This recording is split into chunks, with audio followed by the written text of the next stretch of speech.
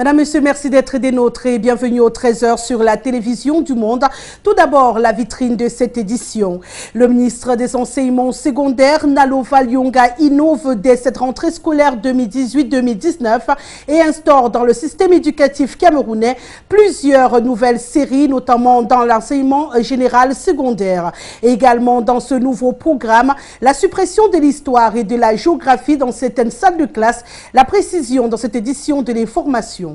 À suivre également Coupe du Cameroun en sport. Les demi-finalistes sont connus. À suivre dans cette édition de l'information la liste des équipes qui devront s'affronter pour la qualification en finale. La liste des demi-finalistes donc dans cette édition de l'information. Et puis hors de nos frontières en Floride, une fusillade déclenchée hier dimanche a causé la mort de 2 personnes.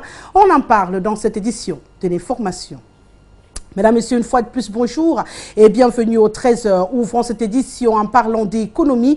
La BIAC décide de se rendre au chevet des banques économiques, notamment celles qui ont un accent mis sur le commercial.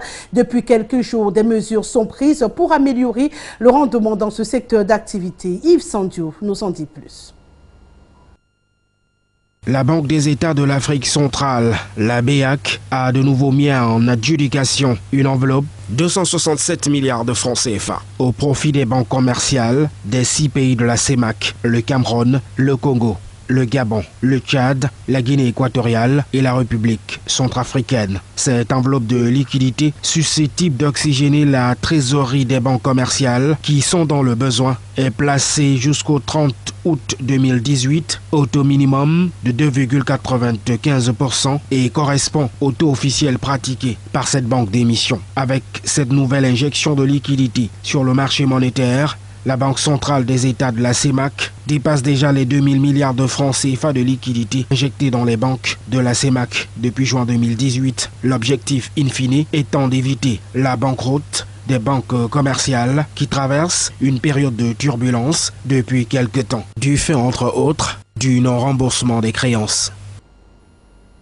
Nous le disions en vitrine de cette édition de l'information, le ministère des Enseignements secondaires innove dès cette rentrée scolaire 2018-2019.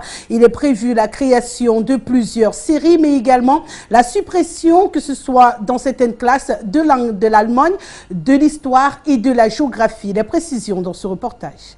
Après l'introduction de la philosophie à partir de la classe de seconde littéraire, la ministre des Enseignements secondaires Nalova Lyonga a signé le 23 août dernier un arrêté qui institue la mise en place de multiples réformes dans le système éducatif camerounais. La principale attraction de ces réformes est l'entrée en vigueur de la série ARTS cinématographie en abrégé AC et de la série sciences humaines SH. La filière art cinématographique aura 7 matières: les fondamentaux du cinéma, les genres cinématographiques, les analyses filmiques, l'économie du cinéma, le processus de réalisation, le projet de fin de formation et la sociologie du cinéma. Les autres séries qui entrent désormais en vigueur sont chez les littéraires: la série A1, lettres plus latin et grec, la série S2, lettres plus latin et langue vivante 2, la série A3, lettres plus latin, la série A4, lettres plus langue vivante, la série A5, lettres plus langue vivante 2 et langue vivante 3, la série ABI, lettres plus langue vivante 2 et bilingue spéciale. Chez les scientifiques, la série C, mathématiques et physique-chimie, la série D, sciences de la vie et de la terre, la série TI, technologie de l'information. Aussi, de nouvelles disciplines font leur entrée dans le programme des élèves de la seconde à la terminale de l'enseignement général. Il s'agit des langues nationales, de la culture et de l'éducation artistique, tous ayant un coefficient 1 introduit dans les séries A1, A2, A3 et A4. Il faut noter également la disparition de l'histoire en première C et de la géographie en terminale C. En série A4, de la seconde en terminale, la matière sciences de la vie et de la terre est également supprimée. Il n'y aura également plus de physique-chimie, tandis qu'en série D, c'est l'histoire qui disparaît de la première en terminale, seule la géographie reste. Ces réformes s'appliquent principalement pour les classes de seconde pour cette rentrée scolaire 2018-2019 et iront graduellement jusqu'en terminale d'ici 2020-2021. Des innovations qui ne sont pas toujours pour faire plaisir à tous les parents d'élèves et aux principaux concernés que sont les élèves qui trouvent déjà qu'ils ont assez de mal à gérer les différentes matières prévues dans le système éducatif camerounais. Vous l'avez compris, ces innovations rentrent en mesure dès cette rentrée scolaire 2018-2019 pour ce qui est de la classe de seconde. Les autres attendront au fur et à mesure des années, ce jusqu'en 2020-2021. Nous parlons toujours de cette rentrée scolaire 2018-2019 et rendons-nous sur le terrain dans les agences de voyage, notamment ceux de la cité économique d'Ouala. L'affluence aide ceux de grands jours. Les élèves, pour la plupart, pressés de regagner leur domicile à la veille de cette rentrée scolaire. Le constat, il est fait sur le terrain dans ce reportage signé sur des images de Missol Sol. Ce lundi 27 août 2018, il est 12 h au lieu-dit douche municipale. On se croirait dans un mini-marché, des klaxons qui retentissent, des manœuvres de bus qui arrivent et partent, des commerçants ambulants qui faufilent dans la foule question de présenter leurs articles. C'est l'ambiance chaotique qui règne dans les agences de voyage de la ville de Douala à quelques jours de la rentrée scolaire 2018-2019. Les compagnies de transport interurbain de la capitale économique sont pris d'assaut par les vacanciers soucieux pour la plupart de regagner leur lieu de résidence. Le plus difficile et insupportable restant l'attente pour l'embarquement.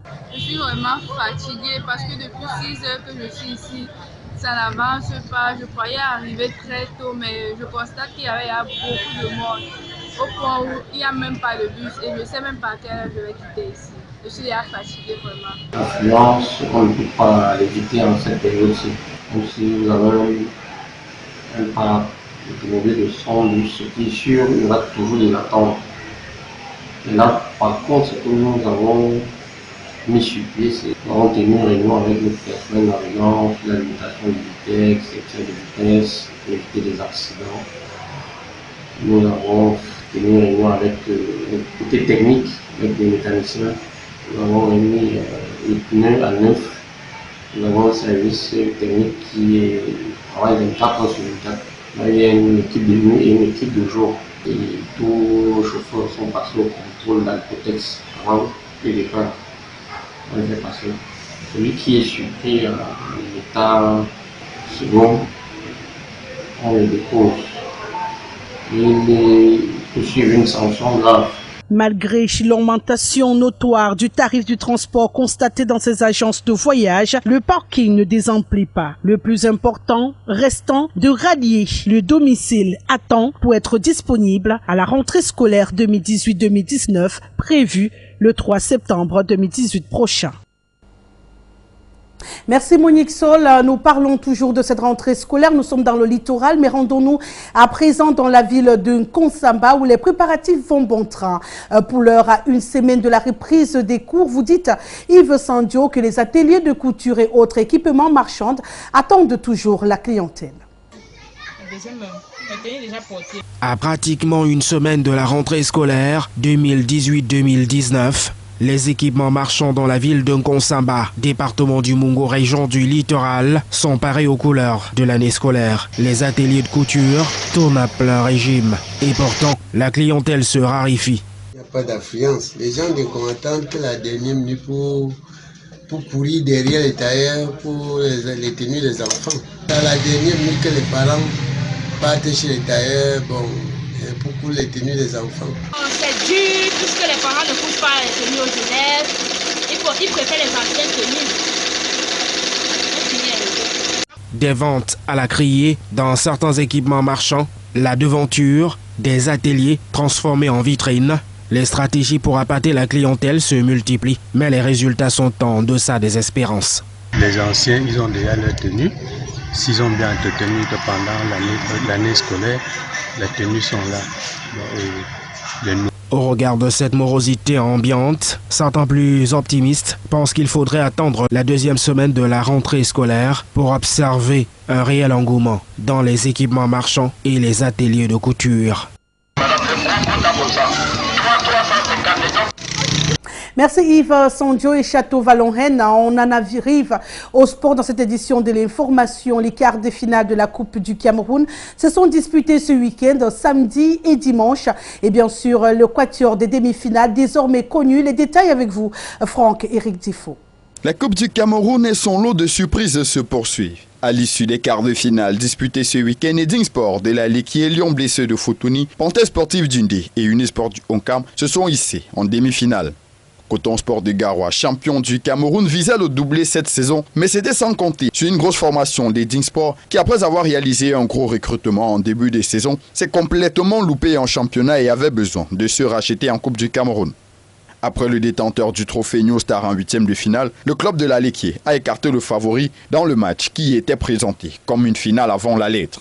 Le club du président Saint-Fabien Vogo se qualifie en battant Coton 2-1. Pourtant, c'est le club du Septentrion qui avait ouvert le score.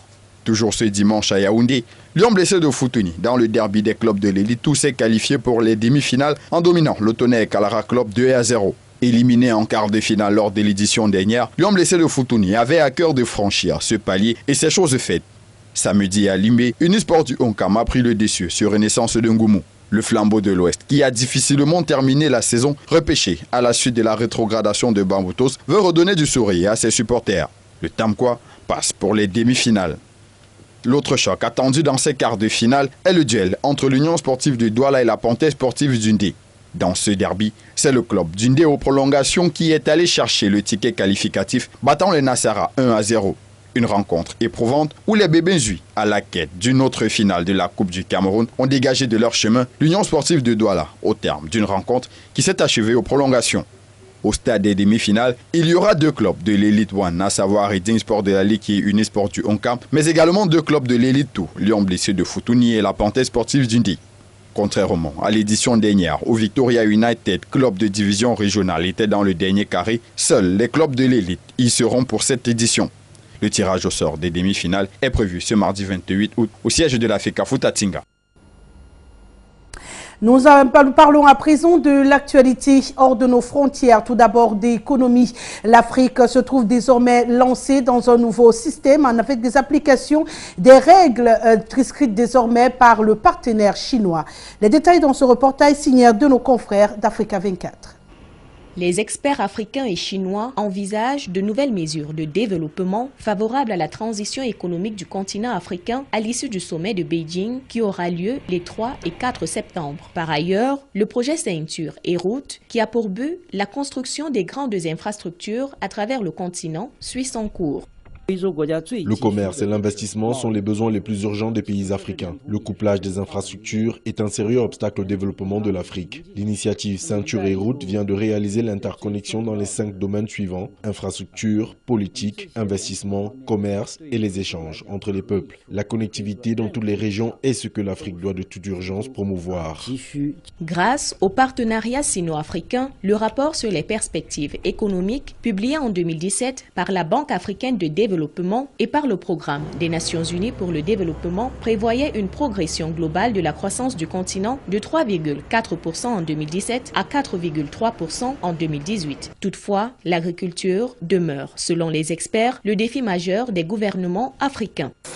L'agriculture est la voie à suivre pour ceux qui veulent vraiment inspirer l'Afrique afin de réduire la pauvreté. Quand on parle de pauvreté, on parle de personnes qui ne peuvent pas avoir accès à l'emploi. Car une fois que vous avez un emploi, au moins, il n'y a pas de pauvreté.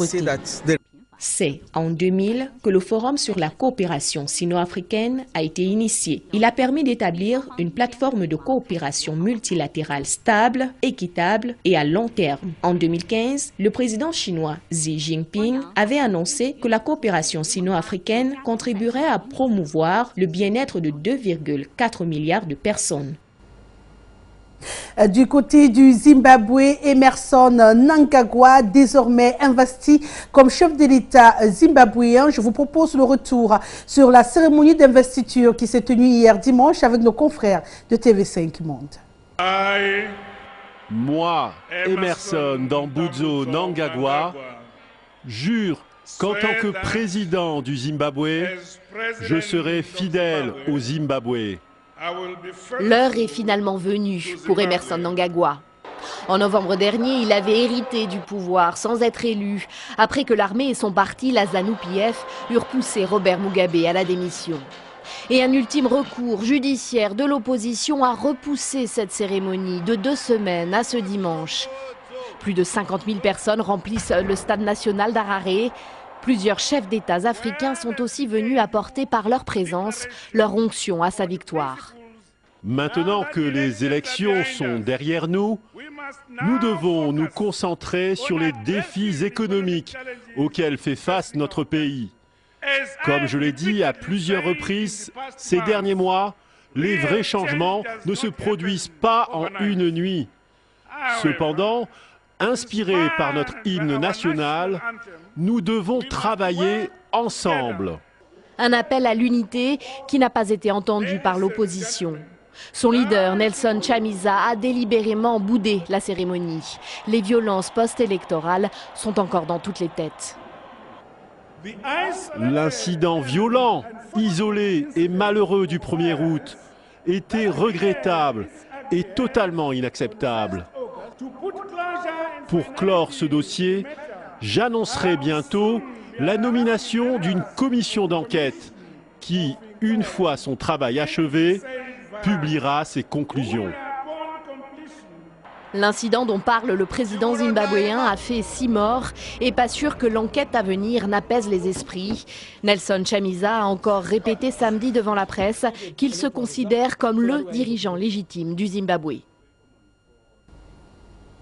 Aux États-Unis d'Amérique, à Jacksonville, c'est une fusillade qui s'est déclenchée et qui a causé la mort de 2 personnes avec 11 blessés. C'était au cours d'un tournoi de jeux vidéo. Un homme qui s'est par la suite suicidé a donc ouvert le feu dans la foule. Les détails avec nos confrères d'Euronews.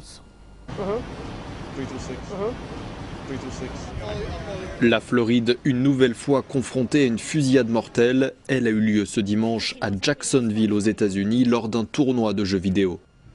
2 personnes ont été tuées et 11 autres blessées. L'homme qui a ouvert le feu s'est ensuite suicidé.